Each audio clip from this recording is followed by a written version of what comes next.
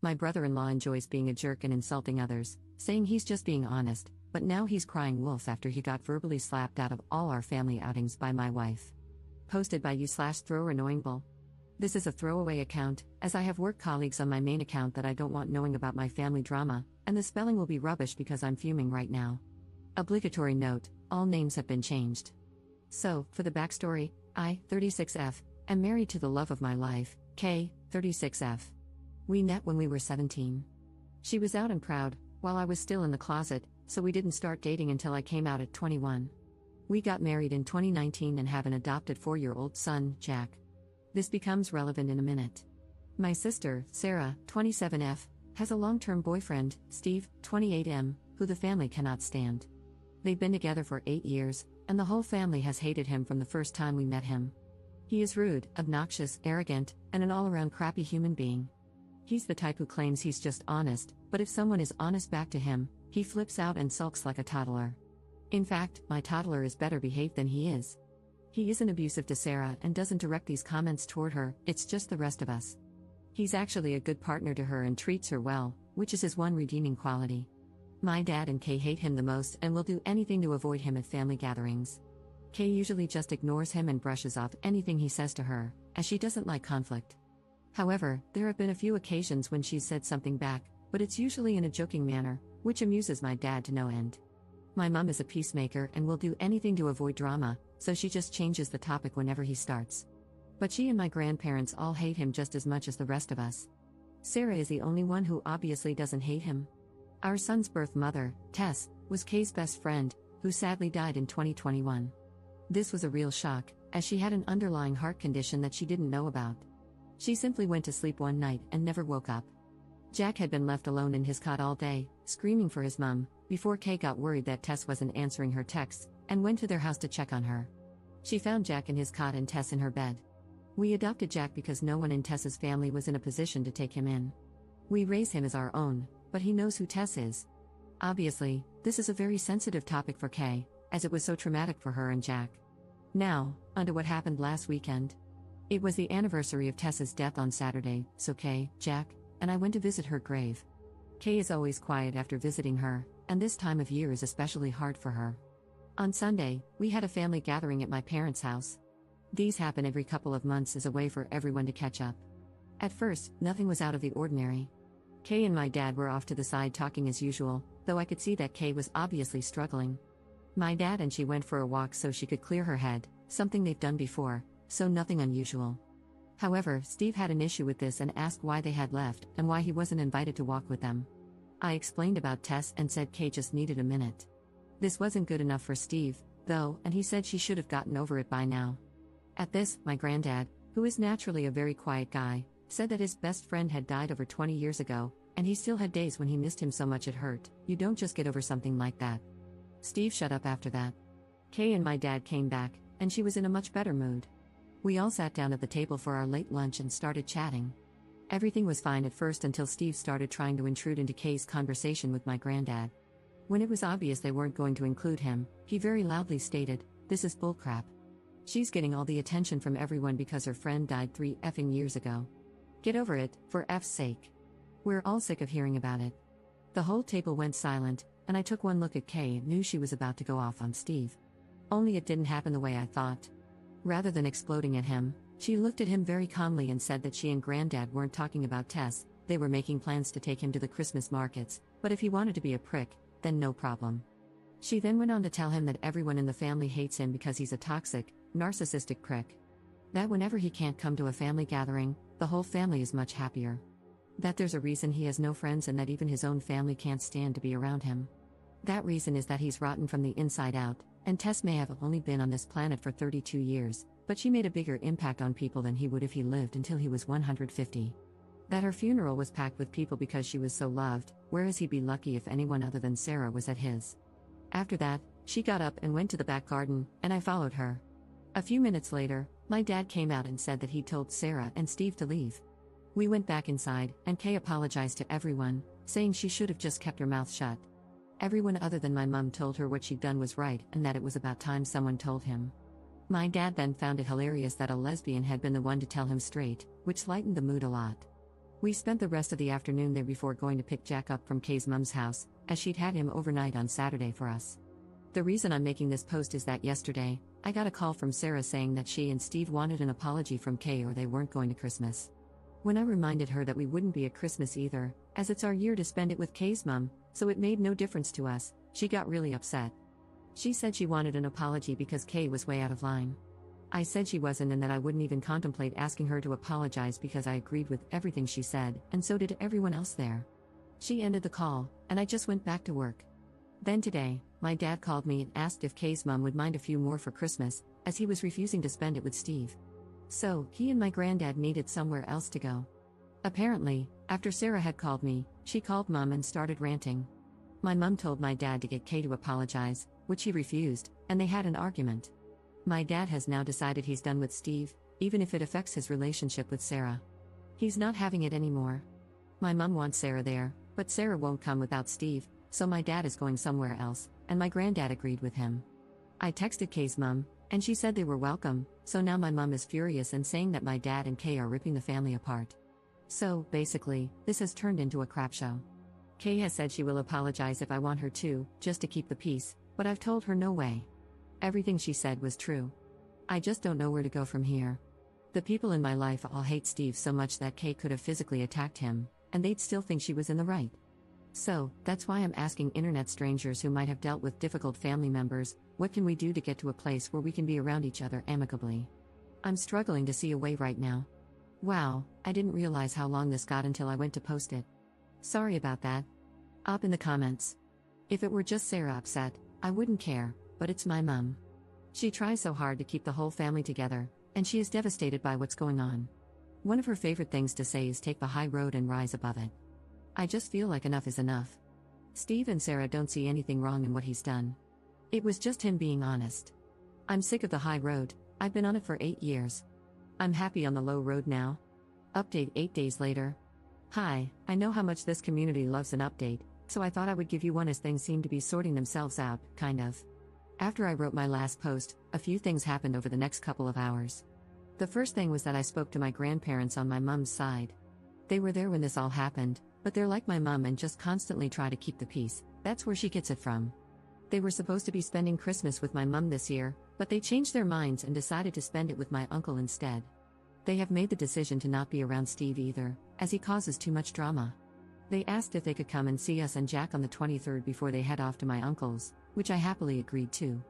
This really surprised me and outright shocked my mum because, as I said, they are the biggest take the high road type of people I've ever met, but even they'd had enough.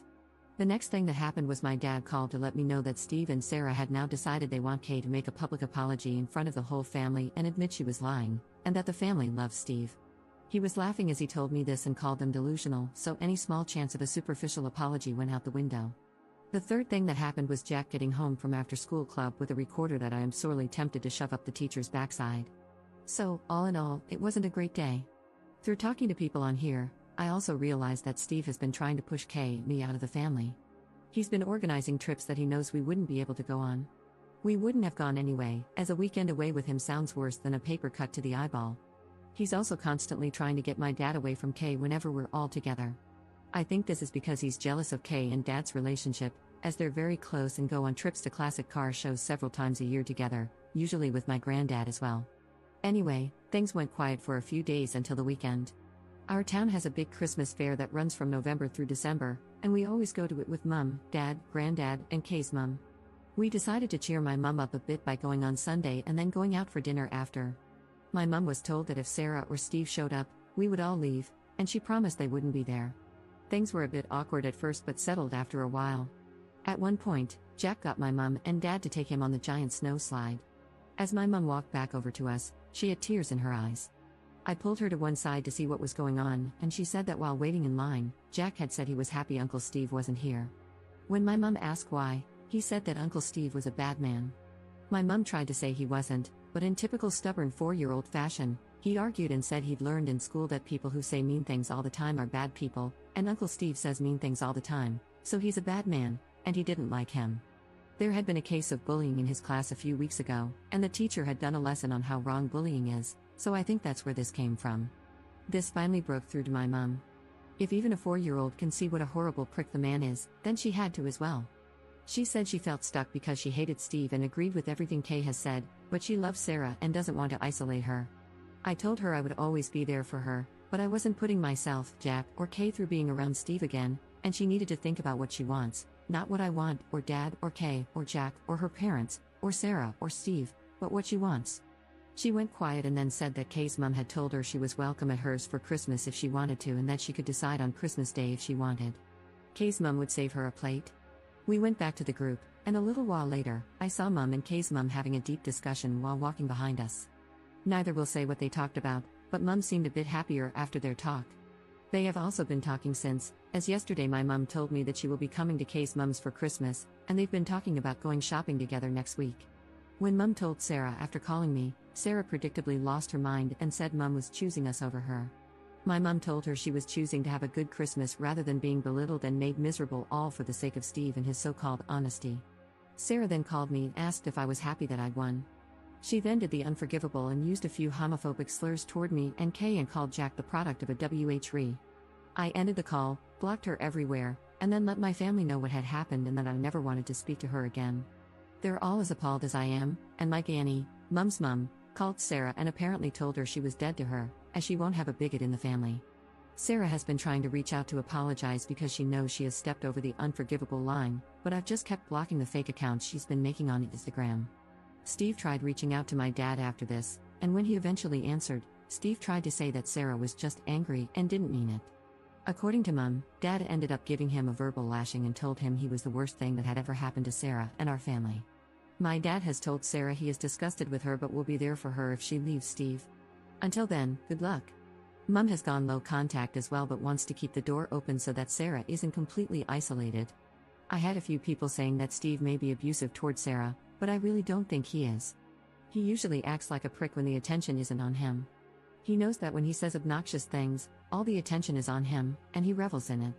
After Sarah's outburst, I just think they're both toxic and feed off each other's toxicity. She lets him get away with the things he says because she gets pleasure out of watching us all bite our tongues and keep quiet. So, Mom's angry, Dad's angry, our 3 grandparents are angry, and the extended family is angry. Kay is being my rock, but I can tell she's really angry about what Sarah said toward Jack. I'm just sad and done with it all. At least now I know what she really thinks about Jack, Kay, and me, so there's that. Not the perfect update, but we move on. It will be nice this Christmas to have both sides of the family together for the first time and not have to worry about Steve being a jerk, but I'm sad that this is how my relationship with my sister has ended. I'm trying to get into the Christmas spirit, but it's a tough one right now. The only things that make me smile are Kay and Jack being goofy idiots to cheer me up. However, the recorder can go to hell. I curse whoever invented the thing, like seriously, screw you. Thanks for all the support in my original post and for opening my eyes to a few things. Maybe internet strangers are the way to go for advice after all. Hope you all have a good Christmas/holidays. Second update 1 month later. Hi all, relationship_advice only allows for one update, so I thought I'd post this here as I've still got people reaching out for an update about Christmas. This might be a bit anticlimactic, but nothing much has happened. Sarah stopped trying to reach out to me during the first week of December after one final message through a mutual friend, saying that she loves me and sorry. My dad spoke to her once on Christmas Eve to wish her, and her alone, a Merry Christmas. My mom has spoken to her a few times and even had breakfast with her on Christmas Eve, but that's it. As far as I'm aware, Steve and Sarah spent Christmas at their house alone. I do know they went to a party on Boxing Day with one of Sarah's friends, and Steve was on his best behavior, according to someone I know who was there. Maybe he's learning, who knows? I did have a few people asking about why Steve and his family don't speak. After talking to my dad, I found out that Steve said something to his brother's wife at a family gathering, which led to his brother and him having a huge argument that turned physical. After that, Steve's brother refused to have him around himself, his wife, or his kids, so Steve's mom and dad told him he wasn't welcome at family events anymore. They went very low contact with him. Apparently, he gets a phone call on his birthday and Christmas, but that's about it. My dad was told this by Sarah, who was there when it happened. As per usual, she tried to downplay the whole thing and say that Steve's family was overreacting. Sounds oddly familiar. We spent Christmas at Kay's mom's house, and my mom, dad, and granddad all came as well.